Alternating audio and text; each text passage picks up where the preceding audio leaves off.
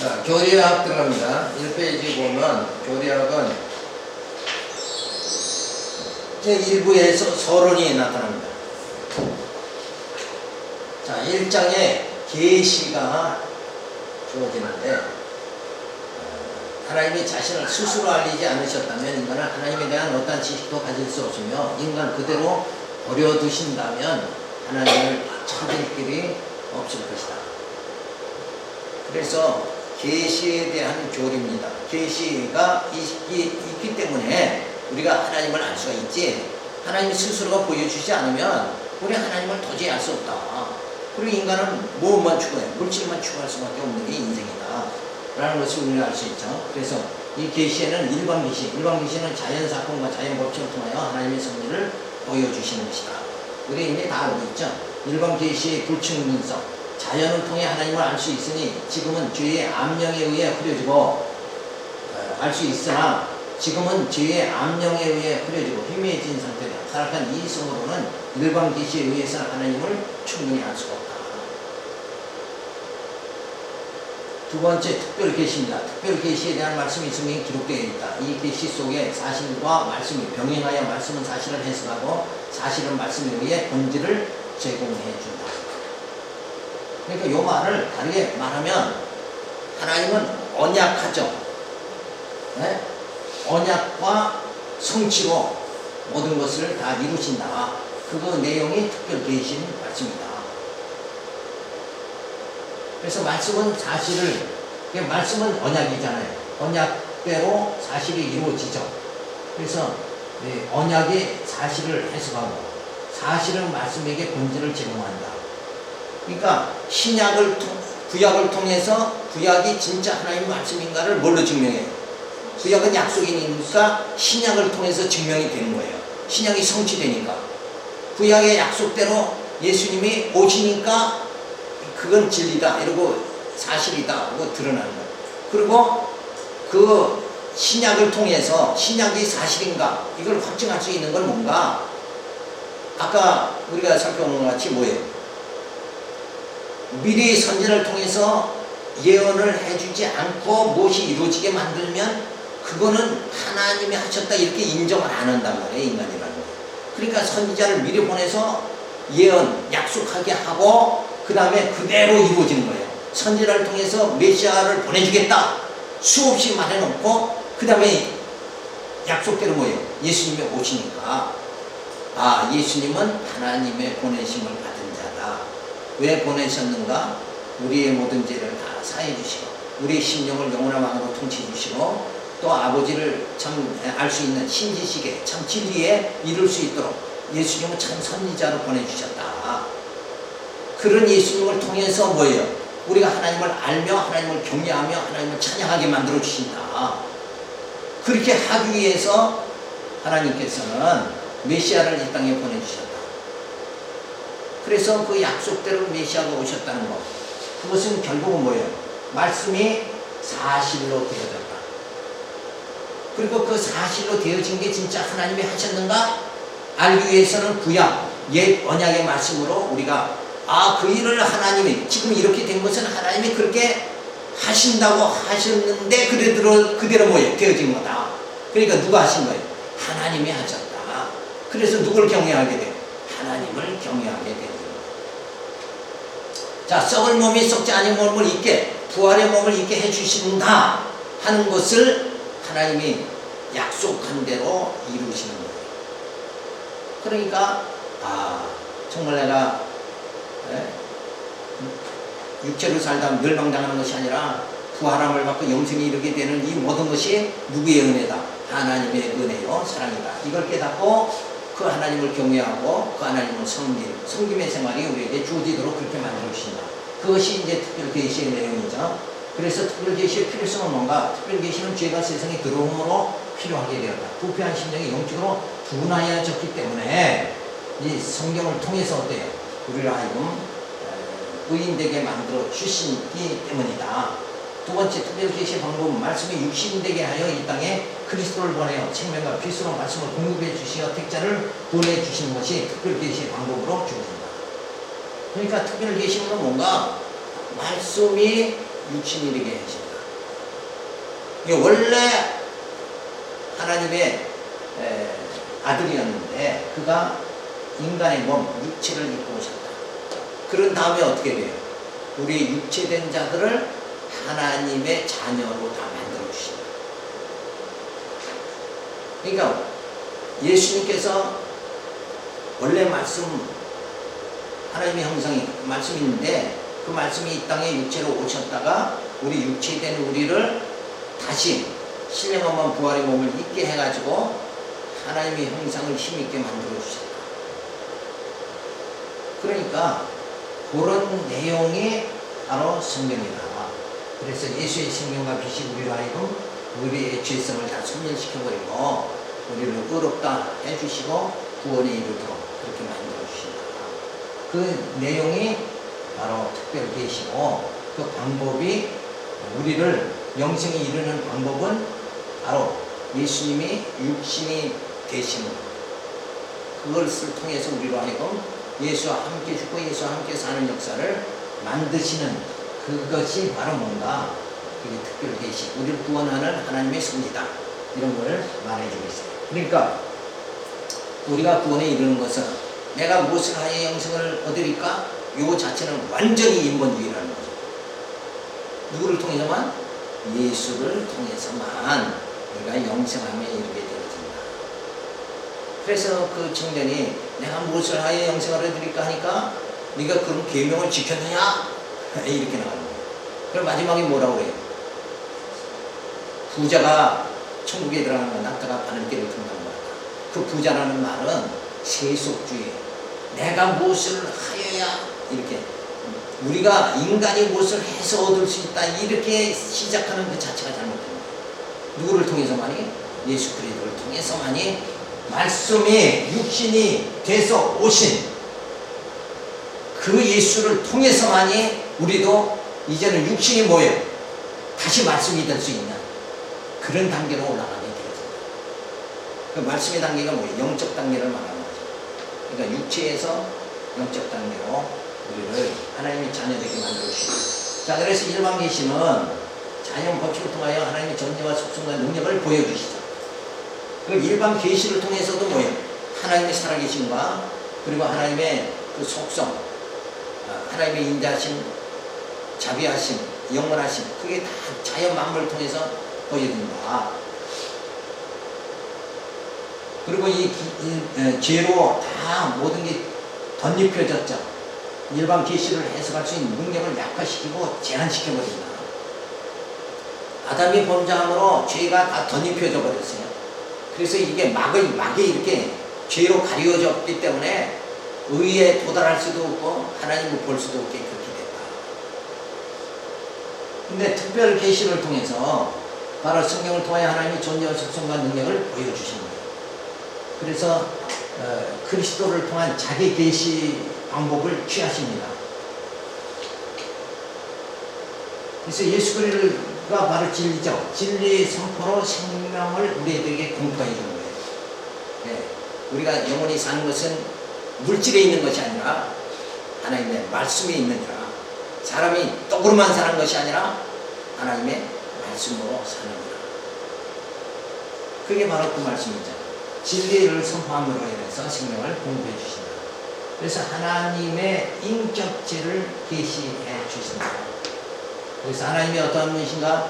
신지식을 성경을 통해서 배워야 되는데 사람들은 어떻든지 성공의 비결, 축복의 비결 이걸 성경을 통해서 배우려고 그러면 원래 하나님께서 하나님의 당신의 인격체를 보여주신 거란 말이에요. 그래서 우리로 하여금 하나님의 형상을 힘있게 만들어 주시는 게 하나님의 근본 목적인데 성경을 보고 세속주의로 성경을 바꿔버린다. 그러니까 뜻을 알 수가 있어요, 없어요? 전혀 뜻을 성경의 뜻을 깨달을 수가 없는 거예요. 보기는 뭐하든 뭐예요. 그 내용을 모르는 거예요. 누가 가르쳐주는 자가 있어야 깨닫지 않겠는가. 제2장에 들어가서 하나님에 대해서 그 정도 생각하고 우리가 두 번째 성경에 대해서 생각하는데 너희가 성경에서 영생을 얻는 줄 생각하고 성경을 상고하니와 이 성경이 곧 내게 대하여 증거하는 것이로다 라고 하였으니 성경을 바로 알고 바로 믿어야 된다. 성경이 무엇이냐? 그건 어떤 축복의 비결을 깨닫는 것이 아니라 성경을 통해서 예수를 알아가는 거죠. 예수가 누군가 또 반복하지만 예수는 왕이시다. 내가 내 뜻대로 이 세상 살아가는 것이 아니라 주님이 왕으로서 나를 통치해 주신다. 나를 이끌어 주신다. 그리고 참 진리를 깨닫게 하고 내 모든 허물과 죄를 감싸 주시는 분이 누군가? 예수님이시다. 내 죄가 점점 드러나는 게 아니라 하나님 앞에서 내 죄를 다 감싸 덮어주신다. 덮어주시려고 보내주신 분이 누군가? 예수님이다. 그래서 하나님 앞에서 우리는 의인 되는 거죠. 예수의 의로 다 감싸졌으니까. 그래서 우리가 영생함에 이르게 되어진다. 그래서 구원받는 것이 하나님의 선물이다. 인간의 공로가 전혀 아니다.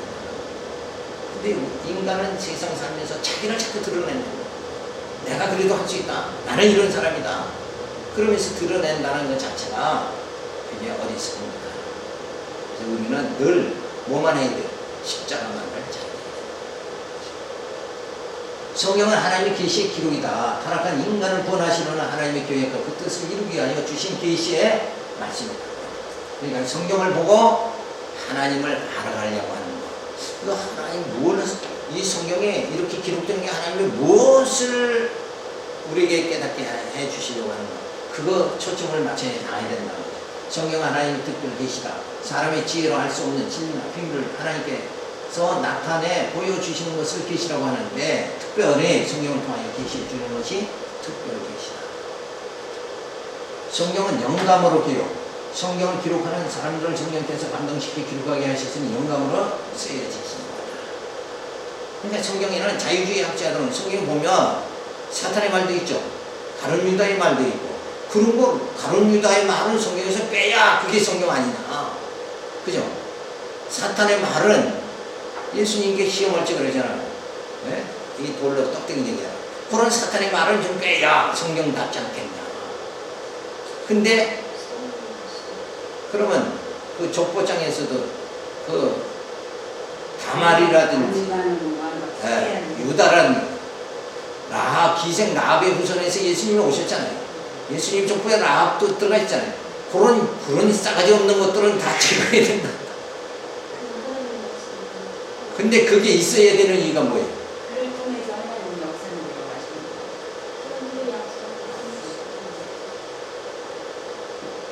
사람을 사용하셔서 이렇게 하시는 거를 성경으로는 그것도 맞는 말씀인데 그 사람이 도구를 사용하시는 자 뭐냐면 라합과 모든 이런 기생이라든지 그 시아버지를 범한 그것을 거기에 나타낸 건 뭐냐? 그것은 그들과 같이 우리가 기생 라합과 같이 그들보다 의로운 게 없어. 그러니까 그런 죄인들이죠. 그런 죄인 말할 수 없는 죄인. 사도 바울은 죄인의 괴수 같다고 스스로 표현했잖아요. 그런 자들도 구원하시는 하나님의 은혜가 주어진다. 그걸 깨닫게 하는 게 족보라는 거예요. 이게 나 같은 게 어떻게 구원받을 수 있고, 나 같은 걸 어떻게 구원하실까? 그래도 하나님께서 당신 기쁘신 뜻대로 우리를 택하사 기생 라합을 택해가지고 가족을 다 구원해 주신 그 후손에서 예수 그리스도를 오시게 하신 것은 죄 많은 인간의 몸을 잊게 하시고 죄 많은 인간을 구원하신다는 하나님의 그 뜻이 거기에 담겨져 있다. 그러니까 나 같은 죄인도 구원에 이룰 수 있다는 이 감격이 족보장에 충분히 나타나 있다. 거기에 의인만 다 깨끗한 의인, 세상에 유명한 사람들, 이런 사람들만 족보장에 있었다 그러면 나 같은 사람은 천국에 들어갈 수가 없죠. 근데 거기에 보면 추하게 이를 데 없는 우리보다 더 추한, 인간적으로 우리보다 더 추한 사람들이 있다. 그러니까 내가 이 땅에 살아면서 아무리 허물과 죄가 있다고 할지라도 하나님께서는 나를 어때요? 구원에 이렇게 만들어주신 거예요. 왜 그런가? 하나님 뭘 보신다고요? 인간의 행위를 보지 않고, 나의 행위를 보지 않고 누굴 봐요? 머리 대신 주님을 보시고 우리를 구원에 이르게 해요. 주님이 영접하는 우리 중심을 보시지 우리의 행위를 보지 않아, 우리의 겉사람을 보지 않는다. 이렇게 하나님을 정말 찬양하는 이 입술을, 우리의 심령을 하나님 기뻐 받으신다. 그래야 우리가 구원을 받지. 우리가 뭐 의인이에요? 세상 사람이 말한 대로 다 거짓말 다 하고 욕심 다 부리고 그러잖아요. 그래도 야곱이 욕심 부려서 파친 한 그릇 장자의 명분을 저가 취했다 할지라도 하나님께서는 야곱의 행위를 보지 않으시고 야곱이 그 구원의 장자, 구원의 줄기에 들어가려고 하는 간절한 그 마음을 하나님은 기뻐 받으셨다. 그러나 에서는 뭐예요? 그 하나님의 구원의 장자의 직분, 이거 아무것도 아니다. 영적 구원받아도 뭐예요? 당장 육신의 배고픔을 해결해야 되겠다. 그러니까 누가 귀하냐 이거예요. 육신적으로 봤을 땐 야곱은 사기꾼 같았어도 영적으로는 야곱이 귀한 거고 다른 자고, 그죠? 그러니까 족보장에 그 추한 여인들이 막 나타나는 거라. 야곱이나 그래도 항시 하나님은 에서를 아니고 야곱을 사랑하셨다는 거예요. 그리고 그 예수님 족보에 추한 자들이 있어도 그 가운데 예수님을 그 죄 가운데 보내주셔가지고 우리를 구원해 주신 거예요. 그것이 하나님의 사랑입니다. 그러니까 우리는 하나님의 사랑을 어때요? 듬뿍 지금 받고 살아가는 거예요. 어떻게 하나님이 저 초월해 계시고 죽으셨다 이렇게 신을 죽었다 어떻게 얘기하느냐? 지금 이 모든 하나님의 사랑이 나를 지금 구원에 이르도록 하나님께서 예정하시고 구성하시고 교회를 성령으로 인쳐주시고 교회를 세워가지고 지금 이 말씀을 듣게 하시고 그 하나님의 사랑을 지금 깨닫게 만들어 주신단 말이에요. 이 성경을 통해서, 계시의 말씀을 통해서. 이 자체가 벌써 뭐예요? 우리는 지금 어디로 향하는 거예요? 멸망으로 향하는 게 아니라 영생으로 지금 나를 향하게 만들어 주셨다는 확증이 지금 현실에서 눈으로 손으로 만져보게 이렇게 해 주셨다는 거. 우리가 지금 눈으로 보고 확인하지 않냐요. 그래서 사도 바울이 너희가 눈으로 본 바요 손으로 만져본 바요. 그 예수의 그 생명의 복음이 너희들에게 손에 지금 들려졌고 너희들의 마음속에 지금 신비에 기록이 됐지 않느냐. 그러면서 단호하게 사도 바울이 말합니다. 그래서 이 성경으로 기록이 됐다. 계시설, 성경이 저자들이 하나님으로부터 계시를 받아 환상 중에 나타난 말씀 보면서 한 단어 한 단어를 그대로 베껴 쓴 것을 모은 것이 성경이라는 견해. 그 다음에 두 번째, 부분 영감설이죠. 성경 자체가 영감된 것이 아니라 성경 중에 일부가 영감되었다는 견해다. 종교적 교훈의 영감은 인정하나 역사적 부분의 영감은 부인한다. 그러니까 같이 가룟유다의 말은 그 성경이 아니다. 그거 빼버려야 된다. 이런 식이죠. 그 다음에 기계적 영감설. 하나님께 불러주시는 대로 필기만 하였다. 근데 유기적 영감설. 성경을 기록함에 있어 기자들 기계적으로 사용하지 않고 기자들의 품성과 기질과 은사, 사상 등의 특성이 그대로 조화 있게 작용하도록 영감을 주시어 기록했다. 그런데 물론 이제 우리가 택하는 건 유기적 영감설을 말하잖아요. 기록은 인간이 했지만 그 내용은 뭐예요? 누가? 성령이 다 기록하신 거다. 그래서 그 속에 뭐예요? 생명의 복음이 기록되게 만들어 주셨다. 그래서 성경을 깨달음으로 인해서 하나님을 아는 지식, 그리스도를 아는 고상한 지식에 이르게 되어진다 라는 것을 말해주겠습니다. 그것이 바로 특별히 신성령이다. 자, 그래서 성경은 통일성이 있다. 그리고 논리성이 있다. 논리성이 있다는 건 뭐예요? 중언부언한 것이 아니다. 그죠? 이 말했다 저 말했다 하는 게 아니다. 분명히 논리가 있다는 거예요. 그러니까 논리라는 건 뭐예요? 서론과 본론과 결론이 분명히 맺어진다. 그러니까 기독교 진리는 서론과 본론과 결론. 이걸 다시 말하면 뭐냐면 서론과 본론과 결론은 서론은 뭐예요? 창조. 본론은 섭리. 결론은 뭐예요? 심판이다. 창조, 섭리, 심판. 서론, 본론, 결론이 분명히 맺어진다. 알파와 오메가다. 시작하신 분이 끝을 맺으신다. 창조하신 분이 택한 자를 영화롭게 해주신다. 그건 시작과 끝이 분명히 주어지죠. 그러니까 논리성이 분명히 주어진다. 그럼 통일성이 무엇인가? 봐봐요. 자, 그래서 통일성과 논리성. 이거 왜 주어지는가? 근본 이유는 성경의 원저자가 성령이기 때문에. 여러 사람이 자기 뜻대로 적으면 통일성과 논리성이 있을 수가 없죠. 근데 원저자가 성령이다. 다만 기록자가 베드로다, 요한이다, 사도 바울이다. 이런 건 뭐예요? 기록자만 다른 것뿐이지 원래 내용은 성령이 기록하십니다. 통일성을 보면 자, 구약은 지상나라 건설이다. 선택받은 이스라엘 백성을 통해서 지상나라 건설이죠. 근데 신약은 뭐예요? 하나님 나라, 예수 그리스도를 통해서 하나님 나라를 건설하는 거예요. 그러니까 선민 이스라엘을 통해서 그 민족을 애굽에서 번성하게 하고 가나안 땅을 정복하게 하고 다윗 왕을 세워 통치하는 것. 그래서 백성과 땅과 왕이 있으면 한 나라가 구성되는 거예요. 그 나라를 지상나라 건설을 누가 하는가? 하나님의 그 나라를 건설하는 걸 보여주는 거예요. 여리고성 점령하는 것이 누구의 힘으로? 이스라엘 백성의 힘으로가 아니라 하나님이 명한 대로 이렇게 받고 도니까 그 강한 여리고성이 무너져 버렸다. 그러니까 이 가나안 땅 정복하는 게 누구 힘으로? 하나님의 힘으로 되어졌다. 그리고 애굽에서 번성하는 것도 누구 힘으로? 하나님의 힘으로. 애굽에서 종살이 할 때는 번성할 수가 없어요. 그래도 그냥 번성하게 만드는 거예요. 그래서 결국 애굽에서 이스라엘 백성의 숫자가 더 많아지고 애굽 숫자는 출산이 거기는 잘 안 되니까 더 좁아졌다. 그래서 저들을 종으로 만든 거예요. 저들이 숫자가 많은 게 지배해서 우리나라 완전히 삼킬 거 아니냐. 그러니까 저들을 아예 일찌감치 뭐예요? 그냥 종으로 삼자. 그래서 애굽에서 종 400년간을 생활하는 거예요.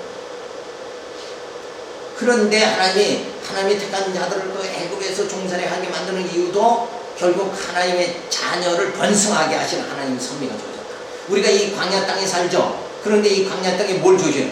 교회를 세워가지고 하나님의 백성을 막 번성하게 만드시는 그런 가운데 여러분과 제가 하나님의 택한 자로 하나님의 백성으로 이렇게 지금 자라나고 있다. 이런 그 엄청난 사랑을, 하나님의 사랑을 우리가 받게 되어졌다는 걸 생각할 때 이게 진짜 신령한 축복이다. 이게 하나님 자녀 되는 게 신령한 축복인데 우리는 육체가 어떻게 잘 먹고 잘 사느냐 생각한다는 것은 이건 완전히 세속주의에 빠진 거다. 이렇게 볼 수가 있는 거예요.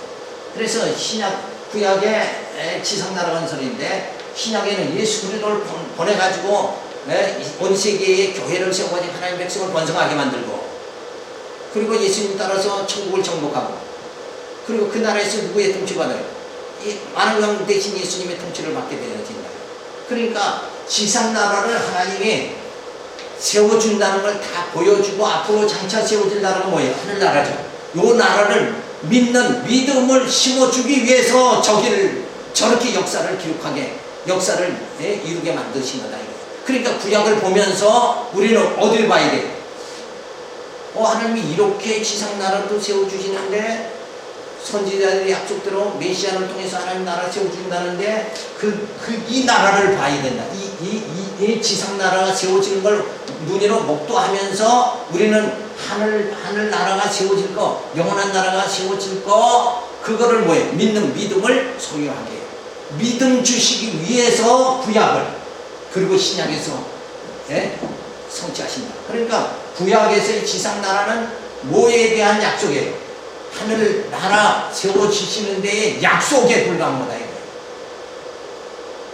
그러니까 저거는 뭐예요? 모형이고 이게 실체다. 근데 우리는 이 새 나라의 일꾼으로 새 역사를 창조하자. 막 이렇게 나가는데 그게 어리석은 거예요. 자, 논리성을 보면 자, 하나님께서 언약해 주시죠. 그게 이론의 말이죠. 언약이라는 건 말이잖아. 그건 이론에 불과한 거다. 내가 뭐 어떻게 이렇게 해주겠다. 내년에 명한테 아들을 주리라. 요건 이론에 불과한 거예요. 그게 이루어진 건 아니에요. 근데 이 언약이 성취되어진다. 이삭을 낳게 되니까 성취된 거죠. 메시아를 보내주겠다 했는데 메시아가 오셨으니까 성취된 거죠.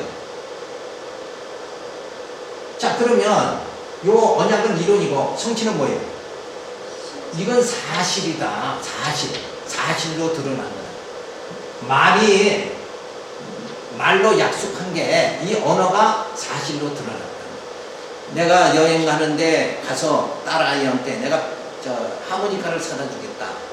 그럼 떠날지 한 말은 이론에 불과한 거란 말이야. 근데 갔다 와서 진짜 사왔어. 그럼 뭐예요? 그게 사실로 드러난 거예요. 그걸 통해서 이론과 사실을 통해서 결국 하나님은 뭐예요? 약속대로 이루시는 분이구나. 내가 믿는 여호와는 약속대로 이루시는 분이다. 그 여호와의 이름의 뜻이 바로 그거란 말이에요. 약속대로 이루신다. 부도내지 않는다. 그래서 그 하나님은 신실한 분이죠. 믿음직스러운 분이다. 그래서 성경은 성경이 논리성이 있다는 건 뭐예요? 모든 성경 기록이 약속, 이론과 사실, 언약과 성취로 구성되어 있다. 그러니까 염두에 항시 성경을 읽으면 언약과 성취 이것만 계속 염두에 두고 해야 해석이 제대로 나온다는 거예요. 그래서 이런 통일성과 논리성을 통해서 결국은 뭘 알게 돼요? 하나님의 뜻, 나를 향한 하나님의 뜻이 이 엄청난 역사 속에서 그저 미물에 불과한 그저 스쳐가면 끝날 버릴 나 같은 인생까지도 어디에 포함시켰다는 거예요. 이 역사에 하나님의 통일성, 논리성 있는 하나님의 구약, 언약과 성취의 이런 역사 속에, 섭리 속에 나를 포함시켜 주셨다. 여기에 감격이, 여기에 눈물을 안 흘릴 수가 없는 거예요. 그래서 말씀을 자꾸 이렇게 음미를 해서 우리는 부분을 보는 게 아니라 뭐예요? 전체를 볼 줄 아는 눈이 뜨여져야 되는 거예요. 이렇게 자꾸 우리가 이렇게 자꾸 공부하다 보면 전체를 볼 수 있는, 성경을 부분을 봐도 전체가 보인다. 이게 숫자로 되어지면 그 아버지의 뜻을 깨닫게 됩니다. 우리가 탕자 같은데 아버지가 세상으로 나가게 그저 유산까지 줘버리잖아요. 그러나 세상에서 다 광년 생활을 겪고 나서는 그 아버지의 사랑을 깨닫게 됩니다. 그래서 그 아버지 집에 돌아가는 그 모습이 바로 우리 모습이다. 우리는 세속주의로 물질 없으면 죽는 줄 알고 살다가 결국은 뭐예요?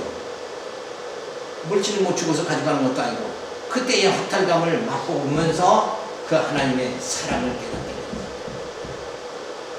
그렇게 하시는 이 모든 하나님의 섭리의 그 작동대로 이루시는 하나님의 뜻이 성경 가운데 전부 기록되어 있다 하는 것을 우리가 살펴볼 수 있습니다. 그러니까 성경을 우리가 보면서 그냥 사건 중심으로만 계속 보지 말고 거기에 약속과 성취가 어떻게 되어 있는가 그걸 자꾸 봐야 돼요. 자꾸 보면 성경이 이게 전체 그 중심 내용이 쫙 이렇게 그러면서 그 가운데서 하나님의 뜻이 깨달아집니다.